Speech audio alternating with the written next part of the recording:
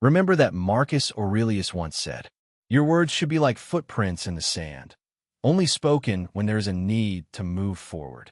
Yes, for strength is not shown in volume, but in the silence that precedes the word and in the confidence with which the words are delivered. Words are not mere sounds uttered.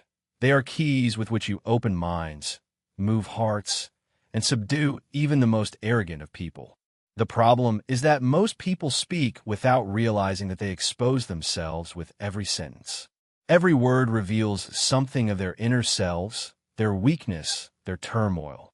As for the wise, they do not speak much, and if they do, they choose words like ancient swords, cold, precise, not killing, but leaving an unforgettable mark. That is why today, in this episode, we are not talking about eloquence or the art of dialogue as taught in books. We're talking about presence, that aura which makes everyone fall silent when you speak, not because you shouted, but because they felt something in your words they could not argue against. You will hear only 15 words in this episode, but they are not ordinary words. They are symbols. If you place them in your mouth at the right time and place, they can change the course of any dialogue. These words are not for you to defeat anyone, but for you to know how to be the master of any conversation, even when you speak softly. Are you ready to begin? From the first word, perhaps just one word, but it possesses a strange kind of authority. When people say you are wrong, or I am sure, they reveal their ignorance. But if you say perhaps, you close the door without attacking anyone. You place yourself in the position of one who sees more, who weighs matters. Perhaps is the word that makes people rethink what they said, because you neither denied nor confirmed, but made the situation ambiguous under your control. Epictetus used to say, "The wise man does not rush to affirm, for the truth will not escape him." And when you learn to say perhaps, instead of reacting emotionally, you take the first step towards control. Then comes the second word, not said except with complete confidence. I understand you. It is the word that extinguishes fires. When people feel you understand them, their defenses drop. They stop verbal fighting because you have touched within them the side that wants to be heard. But the secret here is not just in saying it, but in the way it is said. It must be said in a calm voice, without justification. Marcus Aurelius wrote in his journals, "When you understand people's minds, you can lead them without raising a hand." This word makes you appear as if you possess limitless patience, and that is the face of invincible authority. As for the third word, it is more dangerous than you think. Perhaps you are right. Do you know what happens when you say this sentence in heated discussion? The other feels you have conceded, but he does not know that you have one. You have extinguished his pride, pulled the thrill of argument away from him, and returned him to the calmness to which you belong. Seneca said, "Conceding in a word is not weakness, but a trap only the wise see." When you say, "Perhaps you are right," you have not conceded your opinion, but placed yourself above the need to be right. In that moment, your voice begins to take another form. You're no longer speaking to prove something, but to lead from beyond the words. The fourth word is the Stoics' weapon, who learned patience with ignorance, anger, and ignorance mixed with arrogance, no matter. It seems simple, but it is a quiet declaration that you are not provoked. When someone tries to drag you into anger, provoke you with an insult, or mock you in front of others, say no matter. With this word, you cut the strings of control from his hand. He wanted you to get angry, but you smiled. He wanted to see you weak. The Stoics believe that authority is not derived from controlling others, but from self-control. And this word is the full expression of that control. The fifth word is a word used by the wise when they see the world in feudal conflict and do not want to be consumed in everything.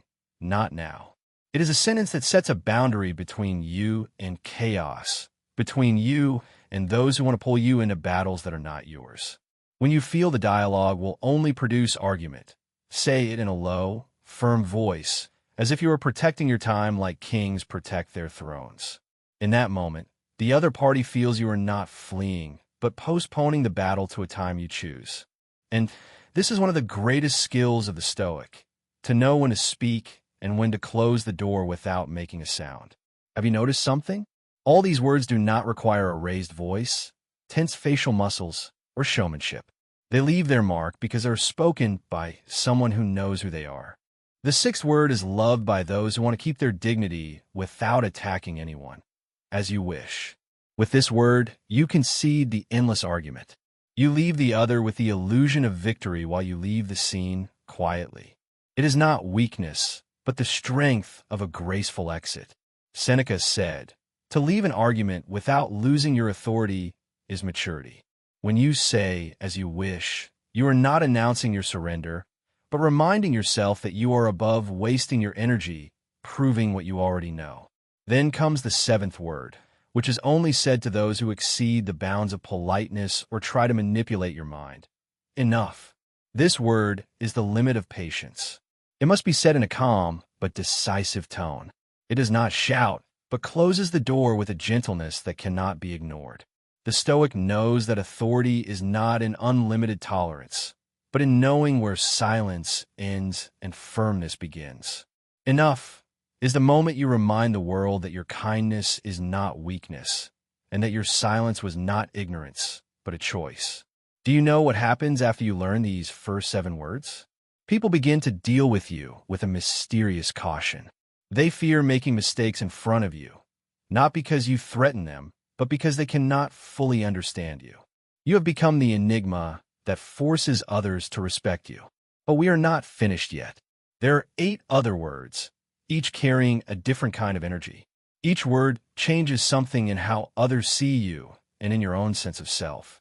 And since you have reached this far, write me in the comments. I choose the word over anger to let me know that you are not just a listener, but one of the few who walk the path of wisdom to its end.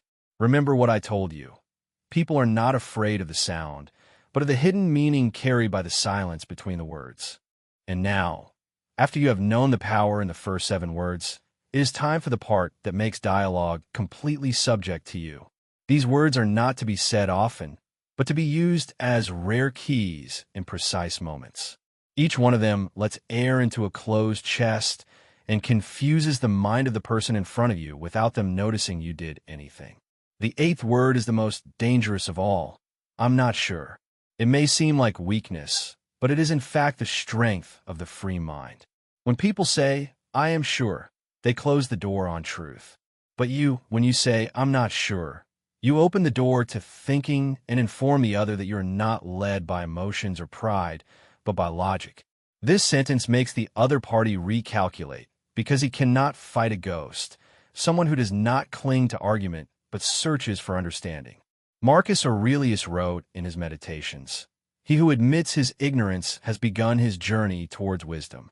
And thus, the word that people see as weakness becomes a weapon of the purest kind of strength. The 9th word. Do not say it except when the other thinks he holds the reins of the discussion. Tell me more.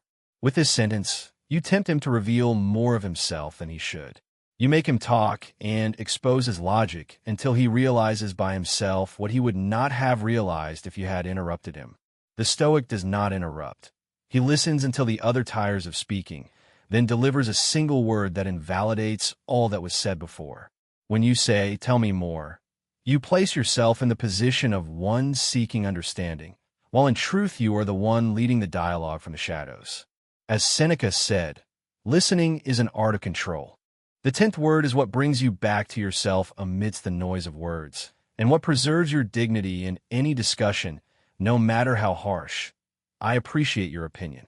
Do not say it to be polite, but to end a battle without bloodshed. When the other feels you have valued his opinion, he loses his need to prove something. You extinguish his pride with studied gentleness and teach him without lecturing him. This sentence always returns you to the position of the refined one who does not need to convince everyone, because he understands that truth is not a battlefield. Marcus Aurelius used to say, "The true value in a discussion is not in who wins, but in who remains respectful after it." And this word, in its simplicity, makes you win without brandishing your sword. The 11th word is the word of serenity, the word of one who watches chaos without drowning in it. Perhaps another time. It is like not now, but deeper because it does not close the door completely, but leaves it ajar, maintaining an aura of mysterious calm. This sentence is used when someone pressures you to do something you don't want, to discuss what is not worth it, or to engage in something for which the moment has not yet matured. When you say it, you feel as if you have pulled yourself from the jaws of time and returned to your inner center, where nothing forces you to rush. The 12th word is the word of the leader who ends a useless discussion without seeming arrogant.